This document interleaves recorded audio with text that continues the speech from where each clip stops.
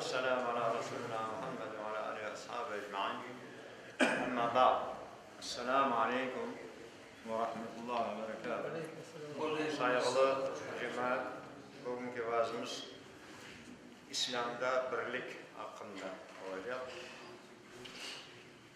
İnsanoğlu tek başına yaşamak için yaratılmamış. Yani teklik, birlik yalnız Allah'a yaraşır. Bunun aksine insan içtimai bir varlıktır ve kendisine başka bir varlıkta, bir başka insana muhtaçtır. İnsan tek özü yaşap olamaz. Hakikat, atalar sözümüzde geçer ki, boşağın altından olsa da gene komşuya bunun kişi diyen atalar sözümüz var. İşte bu sözümüz de bu hususa ne kadar uygun gelir. Bu muhtaçlık ise, yani birbirine muhtaçlık sadece maddi sahada değil, manevi sahada da söz geliyor. Maddi sahada demek bu, demin burada boşağın altından olsa da komşuya diye bu maddi sahada. Mesela maldır, odur, budur, evde tuzdur, hiç olmayan da ya bir şey gerek olar. Ama bu manevi sahada da hepsi bir muhtaçlık. Nasıl kendimizge olmayan bir şeyine ihtiyaç olsak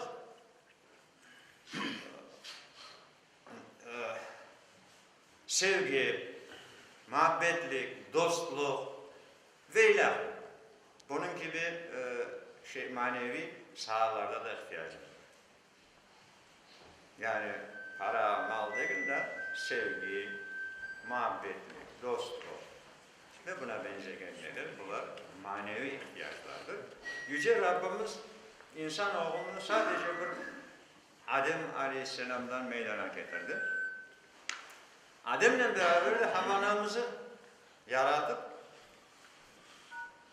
ve birlikinin ilk başlanışını onlar oldu. Yani Havva'nın Hazreti Adem atamız, yani ayrı ayrı tek değildir, eksi birbirine birlik yakındır. Yani bu ilk birliğin başlangıcı olarak bu alnı Kur'an-ı Azimüşşan'da şöyle açıklama. Estağfirullah. Bismillahirrahmanirrahim.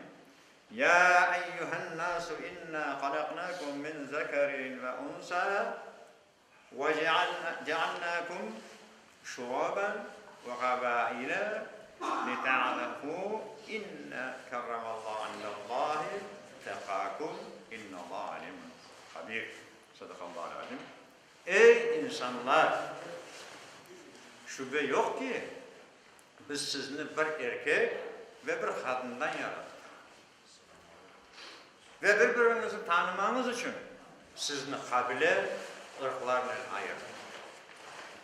Yani kabile, ırklara ayrılmak, bu ayrılmak değil, hatta birbirinden sorayıp tanışmak için maksadından yarattık. Allah katında en değerli, en kıymetliniz olganınız takvanızdır. Yani ona karşı gelmekten en çok sakınmanız. Hakikatta Allah bilicidir ve kabirdir. Hucurat Suresinin 13. ayetinde geçer. Bu dünyada yaşayış taptık. Allah Teala bize nasip ettiyse diğer yaşayış tapan insanlar ve bütün can kotergenler bunlara da saygı göstermek, onların da rahatsız edecek hareketlerinden kaçınmak mecburiyetindeyiz.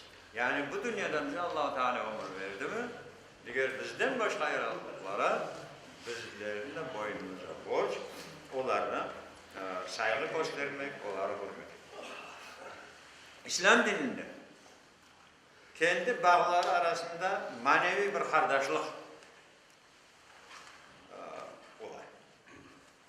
İslam dinine olan hepsi kara tenli olur, beyaz tenli olur, kızıl tenli olur ama İslam dininde olanlar için bir manevi bağ var aralarında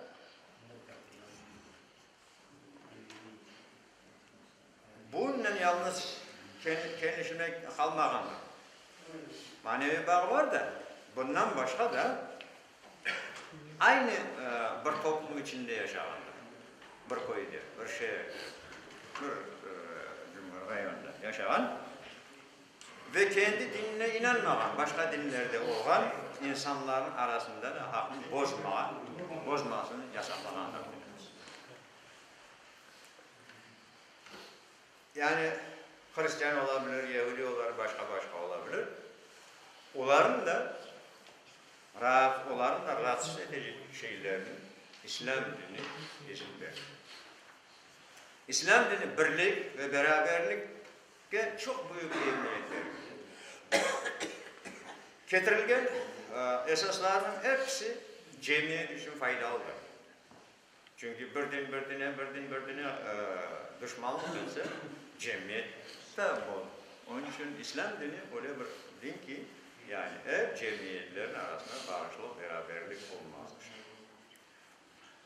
İslam dininde getirilgen emirler ve yasaklar güzel neticelerin zaman maksadı sadece ayrı şahsının baklı etmek hususunda değil de bütün cemiyetinin bununla beraber cemiyetin de cemiyete de çok fayda verir. Mesela adamlar alkol, içki, zina, adam öldürme, faiz yani para verip bu faiz degen şey bu Farsça kelime de Arapçada da var da bunu faizi burada açıklamak gerek çoksu faiz yani prosent. Faiz bana sana borçka $100 ama bu neden sonra geri verecek olsan üstüne bu kadar koşup verecek. Mesela vermiyor. Bu bize katiyen haram. Haber. Bu da güzeldir. Böyle bunun gibi adamlar yalan, aksın, ikiyüzlülük, oşek, gıybet, suizan, kibir, haset, menmenlik ve ilahi çirkin hareketler sadece şahsına değil de cemiyete de zarar. Yani bu yamanlıklar yalnız onu yapan adama değil de o mahallede, o köyde, o şehirde bu şeyler bütün cemiyete zararlı. Namaz, oraza, zekat, hac böyle bu gibi ibadetlerle doğruluk, emanetke riayet, temizlik, cömertlik, sabır, haya, tevazu, kanaat, tevekkül ve ilahi gibi ahlaki güzellikler şahsına dünya ve ahiret bağlılığını getirebilgeni gibi cemaata da faydası. Biraz konuşulansam ya siz geçsiniz bazı yapınız da biz dinleyin kaçar.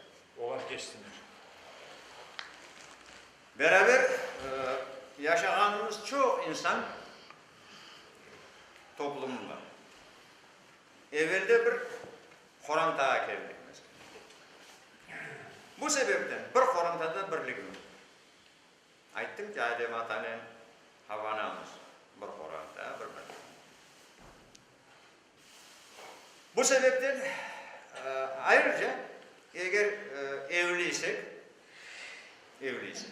o zaman da karımız, apayımız ve bağlarından teşkil olan bir Koranta bir sebepten de ona da bir ilişkimiz var. Onda da bir beraberliğimiz var. Korantadan başka aynı şu mahallede, biz yaşayan mahallede o köyde, o şehirde komşularımız aynı cemiyette yaşayanlar arasında içtimai birliğimiz ve aynı dinge inanan adamlar da aramızda da din birliğimiz mevcut. Yani burada yalnız din birliği değil. Bir komşun Yahudi olabilir, bir komşun Hristiyan olabilir, bir ya da başka olabilir. Ama hepsi bir okuyda birlik olmakta. Yüce dinimiz birlikte ilk olarak ahlakını kırıyor. Ve kendisinden razı olacak, özüne razı olacak dünya ve ahiret bahtiyarlığının birlikte yaşayan insanların rızasına bağlı. Yani eğer birinin hakkına kargın olsanız bir başka mesele de Allah yapan günahlarını bağışlayabilir ama birinin hakkına kargın olsa o insan razı olmayınca Allah-u Teala var. Onun için bu meselede birlikte yaşayan insanlarımızın da rızasına çok bağlı. Bu adamların razı olması. Sevgili Peygamberimiz sallallahu aleyhi ve sellem bu insanların arasında olması gerek olan birlikni böyle bir benzetmenin bizge anlatkan ki meselul mu'minine fi tevadi'ihim ve terhamihim ve te'atufihim meselul cesedi izâ iştekâ minhu uduvun teda'i lehu sâiril cesedi bis-sahvi vel-humâ. Yani müminlerin birliği birbirlerini sevmekte, birbirlerini acımakta tevaddihan. Ve terahumihim yani birbirlerine merhamet etmekte bir vücutta benzer. Bu vücudun bir azası hasta olan zaman meselül cesedi izâ iştekâ minhu. Yani uduvun. Yani o cesedin bir azası, bir yeri, bir parmağı olsun ya bir kolu olsun, ayağı olsun, bir cesedin bir hasta olan zaman diğer azalar teda'a lehu sâirul cesed. Yani vücudun başka azaları da bu sebeple yuksuzlukka ve sıcağa götürülgen hastalıkka çevirilir. Yani cemiyet böyle bir vücut gibi ayda Peygamber. Diğer bir hadisinde de dedi ki cemiyet böyle kılatkaya yaparlar da kerpiçten onun gibi bağlı. Yani bunun bir kerpiçi alınsa o bağlı. Yani buna benzedi Peygamberimiz yani ne kadar cemiyetin arasında olması gerek olan birliğini böyle anlatıyor Peygamberimiz. Yani kolu ağrıyla kalan yeri yoklayabilir. Yok. Aynı bunun gibi de o cemiyetin içinde bir eksikleme olsa demek bütün cemiyet de ona bir ne çekmek lazım, ona bir düşüncesi olmalı. Beraber yaşayanımız en emniyetli birlik Kur'an'da birliktir. Birincisi. Kur'an'da birlik olmasa başka bir şey de olmaz. Kur'an'da cemiyetin ilk temel taşı yani o cemiyet de Kur'an'dalardan ibaret. Ve cemiyetten isteklerini gerçekleştirmek için Kur'anları bir husus değil. Onun için o cemiyetten isteyip kurulan bir husus değildir. Kur'an'da hem maddi hem de manevi sağlam yetiştirilmesinde ve bunun sonunda da insan cinsinin devam etmesinde ve cemiyetin sıhhatli bir şekilde yol almasına ise saklanan en mühim şekilde birliktir. Birliksiz kurulan Kur'an'da da olmaz, başkası olmaz. Ama yalnız bu Kur'an'da değil de bütün cemiyeti de teşkil. Şeriat izin vermegen bağların neticesinde meydana kelgen birlikning adı ise Kur'an'da olamaz. Şeriattan tış olup, koşulup da Kur'an'da kurma, bu Kur'an'da olmaz. Bunda bu sebeple meydana kelgen birlikning adı da Kur'an'da olamaz. Bu sebeple sevgili Peygamberimiz sallallahu aleyhi ve sellem Kur'an'ın şeriat yolundan kurulmasına tavsiye edici hadisleri bizge anlatkandır. Bir hadisinde ey gençler cemiyeti, sizden kiminin evlenmek ağırlığına gücü yetse evlensin. Evlenmek ağırlığına gücü yetse burada ağırlık yani maddi para tarafı. Nişanı verecek, toy yapacak, o ötecek, bu ötecek ileride. Buna gücü yetse evlensin diyor. Çünkü evlenme gözünü haramdan son derece saklayıcı.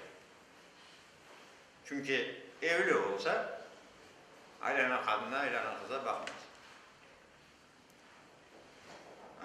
İffet de ona uygun koruyucu. İffet bu insanın kendisini saklayabilmesi, doğru yolda yürümesi, bu zina şeylerden kaçınması olsa, bu da o yolunu koruyan bir şey. İffetli adam onu doğru yola çeker. Evlenme masrafına gücü yetmegenin nafile oruza tutsın dedi Peygamberimiz. Çünkü oruza şehvet için kuvvetli bir kılıçtır. Bunu İbn-i Mace nikah kitabında getire bu hadis. Yani oruza tutsa biraz olsun. Kur'an'dan başka bir birlikimiz de var ki Kur'an'da kadar emniyeti de birliktedir. Bu da cemaat birliği. Cemiyetimizde yaşayan insanların inanmayan için, bizim dinge inanmayan için birlik ve beraberlikini saklamak, üzerimiz inanmayan olsalar da hepsi bizim vazifemiz. Birlik beraberliğini saklamak. Bu vazifeni gerçekleştirmek için en emniyetli yolu ise insan haklarını saygıdır. Her bir insanın hakkı olan hakları yaşamak, içmek böyle bugün dünyada belli o insan hakları. Doktora varmak, ilim almak böyle. İnsan hakları tiline, dinine, ırkına, cinsiyetine, kadın, milletine, içtimai statüsüne ve rengine bakmadan insan olğanı için taşınan hakları umum halda demek. Yani insan hakları İslam hükümünde ne bedenisine bakar, ne milletine bakar, ne kabilesine bakar, ne tiline bakar. Bunlar hepsi yani onun her bir insanın insan hakkı.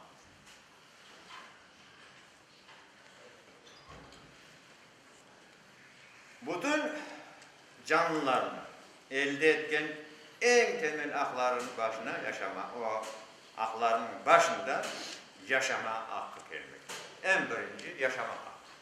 Demek dedik ya okumaya, okula gitmeye, başkasına başına hakları var ama en birinci hak her bir canlının yaşama hakkı. Yani onun canını Allah verdi ve Allah alır. Ama bir kimsenin onun hakkını almaya, o yaşama hakkını alma hakkı yok. Yüce dinimiz yaşama hakkına emniyet verip pek büyük emniyet vergendir. Hakikat bir ayette şöyle buyurulmakta ki Estağfirullah, Bismillahirrahmanirrahim. Men qatala nefsen fesadin fil ardi fekennema qatalen nasu cemi'an ve men ahyâha fekennema ahyâ'n nasu cemi'a. Sadakallah.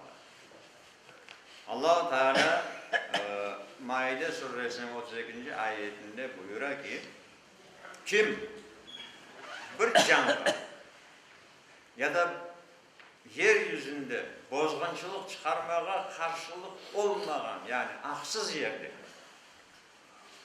bir canlı haksız yerde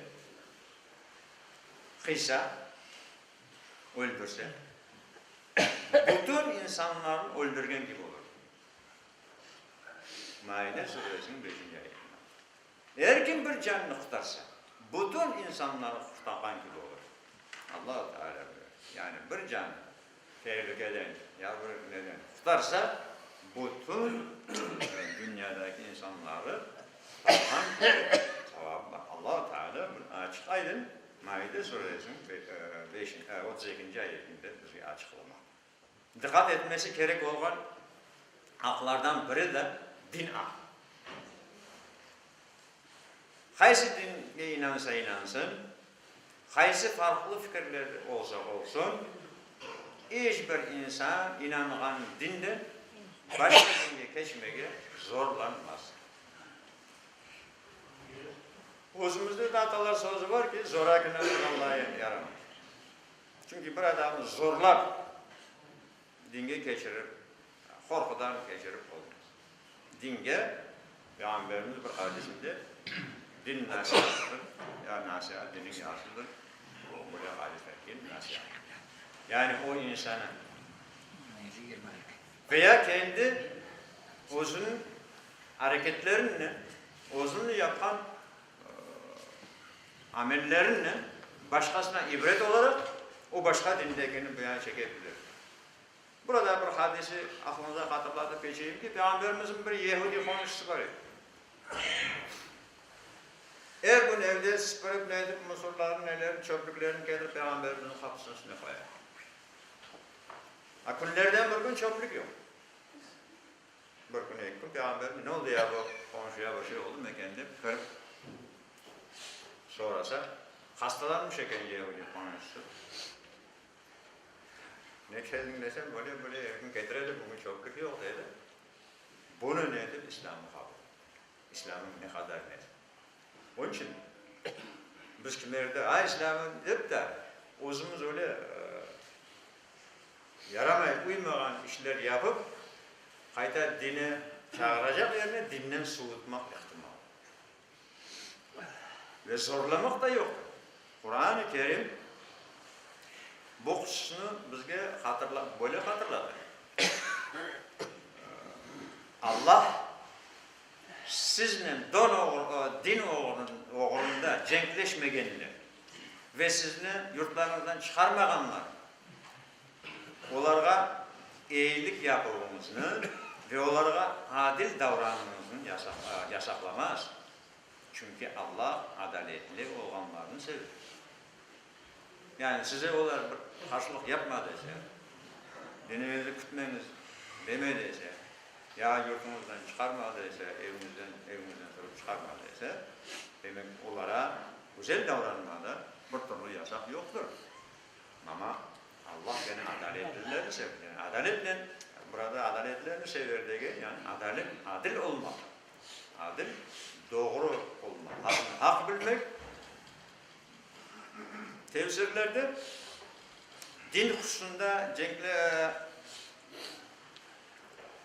cenkleşmeyenlerin Hazreti Peygamberimizle anlaşıp yapanın ve ona sadakat göstergenin huzat kabilesi olmak. İslam'ı kabul etmedi. Ama Peygamberimize bir düşmanlık yapmayan var. Peygamberimizden bir örnek. Çokluk tarafından kaydedilgendir bu kitaplarda, şeylerde bu geçek, yani bu kabile dini kabul etmedi ki takdirde Peygamberimizle yakınlık yapan Peygamber, Müslüman, Allah'ın elçisi olarak yok sen dinime kırmadın, senden ne yapmayın demek.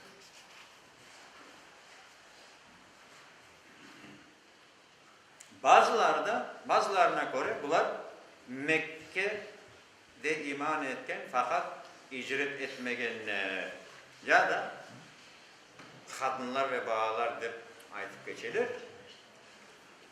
Ayet Hazreti Ebu Bekir'in kızı Esma'nın Mekke'de kalan müşrik anasının onu ziyaret etmek için kelgende kabul etmegeni üzerinde nazil olan. Ancak ayetin hükmü umumiydi. Müfessirler bunu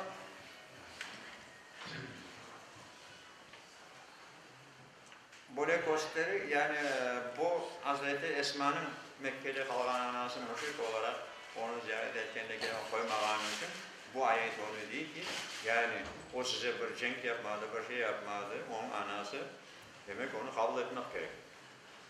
Adil onun anası. Haksız, hakikat.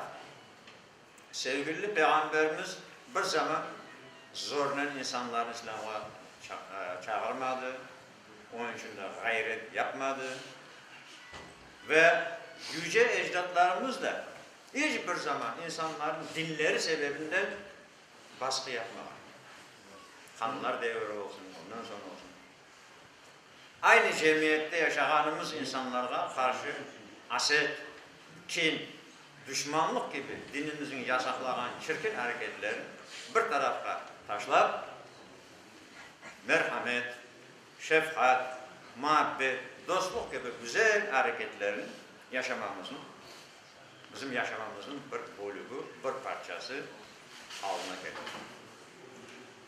Çünkü Müslüman başkasının hakkına saygı göstergen ve insanlara zarar verecek hareketlerden saklangandır. Efendimiz Resulullah sallallahu aleyhi ve sellem Efendimiz bir hadisinde buyuruyor ki El-Muslimu men selime min lisanihi ve yedihi. Müslüman ondan, onun elinden ve dilinden emin olgan kimse. Bunu birazca açıklayacak. Yani o Müslüman öyle Müslüman ki orada demek ki Müslüman ya Hristiyan ya. Yani adamlar, yanındaki adamlar onun elinden de zarar görmezler, dilinden de zarar görmezler. Yani ne elinden zarar eder, ne dilinden zarar eder. Başkalardan. Hani bu hakiki Müslüman. Bunu Tirmizi iman kitabında getirir. Yüce ecdatlarımızla asırlarca aynı cemaatte farklı dinlerge mensup, farklı milletlerge ait insanlarga bir arada yaşamanın en güzel örneğini vergen. Peygamber Efendimiz'in yukarıda okuduğum hadis-i şerifte uyarak yüce milletimiz beraber yaşayan bütün insanlar ne yamanlık yapanlar ne komşularına asla zarar vermeyenler. Bizler özümüzden getirdiğimiz kıymetsiz değerler ve yüce dinimizden alganımız ölçülerini bütün insanlığa faydalı olarak hareket ilişkilerimizini göstermek gerekiyor. Hakikat bu hareket şekilleri Yunus Emre'nin şiirlerini bizlerge şöyle anlatmakta. Gelin tanış olalım, sevelim, sayalım, işini kolay kılalım, dünya kimseye kalmaz. Yunus Emre bu dörtlükte ne diyecek? Gelin tanış olalım. Sevelim, sevilelim. Biz sevsek, sizi de severiz. İşini kolay yapmayalım. Dünya kimseye kalmaz. Yani bu dünyada bir kimse kalmayacak. Meclisi mi? Hristiyan mı? Yahudi mi? Müslüman mı? Hepsi böyle. Onun için İslam dini inananlar arasında manevi kardeşlikle boyut emniyet vergenler. Değil mi? cemiyette bu tabi halkı bunun ayrıca karında daha zorlu çünkü evvel ezelden böyle çeşit dinler mensup insanlar var. Endi Müslümanlar arasına geçeyim. Müslümanlar arasında İslam dinine inananlar arasında manevi kardeşlik kadar büyük emniyet verir. Maddi bu paradır, odur budur olsa bu manevi yakınlık. Yüce Rabbimiz bizler için istegeni ve sevgili Peygamberimizin ümmetinin hayatına değiştiren en emniyetli ahlaki esaslardan biri de kardeşlik.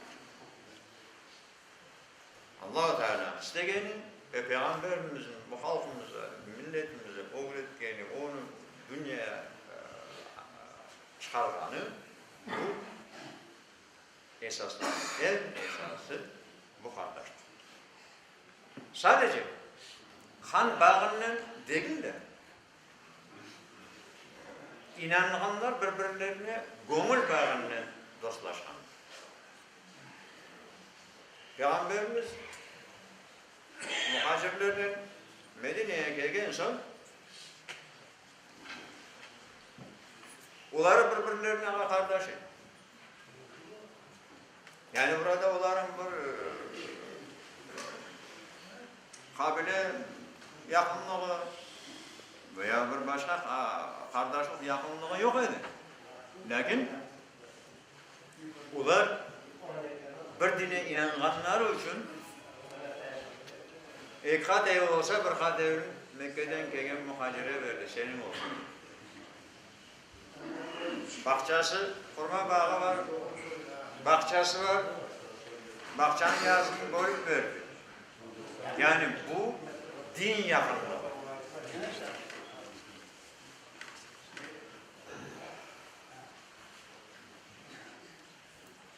Yüce Rabbimiz bir ayette müminlerini şöyle sıfatlandırmakta. İnnemel mu'minine ihvatun fe eslihu beyne havaykum vettekullah leallekum turhamun. Müminler ancak kardeştir. Öyleyse kardeşlerin arasını düzeltin ve Allah'tan korkun ki belki merhamete nail olursunuz. Allah'tan korkmak nasıl korkulacak? Allah'a karşı gelmeden, yani yasaklarını yapmayıp emirlerin yerine vaktinde getirmek, bu takvalık. Yani bu adamlar sizlerge bu işleri yapsanız merhamet edilsin. Yani Allah'tan korkun ki belli merhamete nail olursunuz, sizge merhamet etmek. Hucurat Suresi 10. ayet. Sevgili Peygamberimiz de çok hadislerinde inananlar arasında Müslüman kardeşliğini ve bu kardeşliğin gerekliliğini şöyle ifade etmekte. El-Muslimu ahul muslim la yazlimuhu ve la yuslimuhu men kâne fi hâceti âkihi kâne Allah fi hâcetihi ve men feraca an muslimi karbatun feraca Allah anhu biha karbeh men kurabil yevmil kıyame ve men satara muslimen satarallahu yevmil kıyame. Devir muhudum hadis cemaatler, Müslümanın kardeşidir. Ona zulüm etmez, düşmanlık teslim etmez. Din kardeşlerinin ihtiyacını karşılayanın Allah ihtiyacını karşılar. Müslümandan bir sıkıntını ketkizmek, Allah kıyamet gününde sıkıntılarından birini kettirir. Bir Müslümanın ayıbını örtkenin, Allah da kıyamet günü ayıplarını örter. Sevgili Peygamberimiz veda hutbesini getirgen tavsiyelerden birine inşallah bunu tamam. Ey insanlar! Rabbimiz birdir. Babanız da birdir. Hepiniz Adem bağlarsınız. Adem ise topraktandır. Allah yanına en kıymetli olganınız ona takvalığınızdır. En çok saygı göstergenizdir. Arap olmağından Allah saygısı takvadan başka üstünlüğü yok. Yüce Rabbim bizni birbirimizden ayırmasın. Birligimizni bozmağa istegenlerine fırsat vermesin. Vatanımızın rahatlık, milletimize birlik nasip etsin. Allah'a emanet olun. Cumanız mübarek olsun. Subhane Rabbike Rabbil İzzeti amma yasifun ve selamun